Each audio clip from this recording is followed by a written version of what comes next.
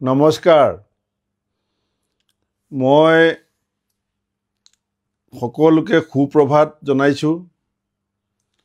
আজি বিহালী, চামগুৰি, বঙাইগাঁও, চিডলি আৰু ধলাই বিধানসভা সমষ্টি এই পাঁচটা বিধানসভা সমষ্টিৰ উপনিৰ্বাচনৰ বাবে ৰাতিপুৱা 7টা বজাৰ পৰা ভোট গ্ৰহণ আৰম্ভ হৈছে।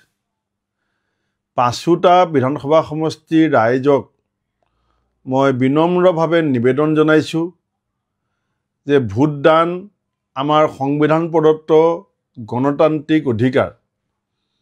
আমাৰ এই অধিকাৰ সাব্যস্ত কৰাটো প্ৰত্যেকজন নাগৰিকৰে নৈতিক দায়িত্ব আৰু কৰ্তব্য।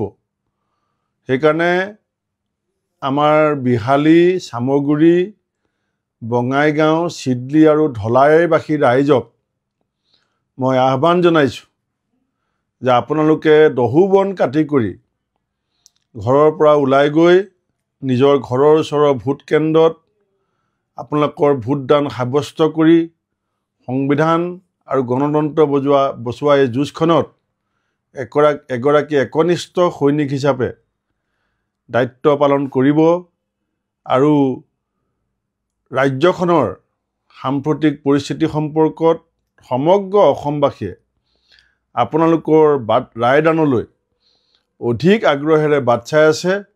সেয়েহে মই পুনৰ আপোনালোক পাঁচটা বিধানসভা সমষ্টিৰ ৰাইজক উপনিৰ্বাচনত ভোট কেন্দ্ৰত ওলাই গৈ ভোটদান কৰিবলৈ বিনম্ৰভাৱে নিবেদন জনাইছোঁ। নমস্কাৰ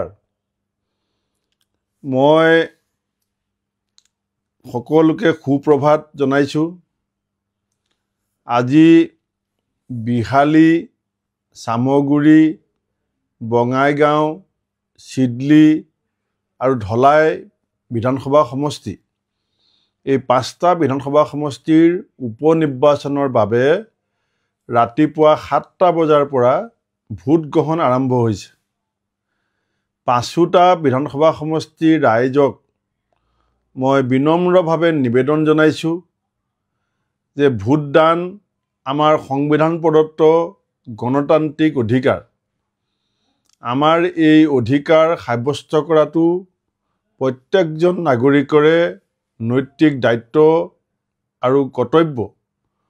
সেইকাৰণে আমাৰ বিহালী, চামগুৰি, বঙাইগাঁও, চিডলি আৰু ধলাইবাসী ৰাইজক মই আহ্বান জনাইছোঁ যে আপোনালোকে দহু বন কাটি কৰি ঘৰৰ পৰা ওলাই গৈ নিজৰ ঘৰৰ ওচৰৰ ভোট কেন্দ্ৰত আপোনালোকৰ ভোটদান সাব্যস্ত কৰি সংবিধান আৰু গণতন্ত্ৰ বচোৱা এই যুঁজখনত এগৰাকী একনিষ্ঠ সৈনিক হিচাপে দায়িত্ব পালন কৰিব আৰু ৰাজ্যখনৰ সাম্প্ৰতিক পৰিস্থিতি সম্পৰ্কত সমগ্ৰ অসমবাসীয়ে আপোনালোকৰ ৰায়দানলৈ অধিক আগ্ৰহেৰে বাট চাই আছে।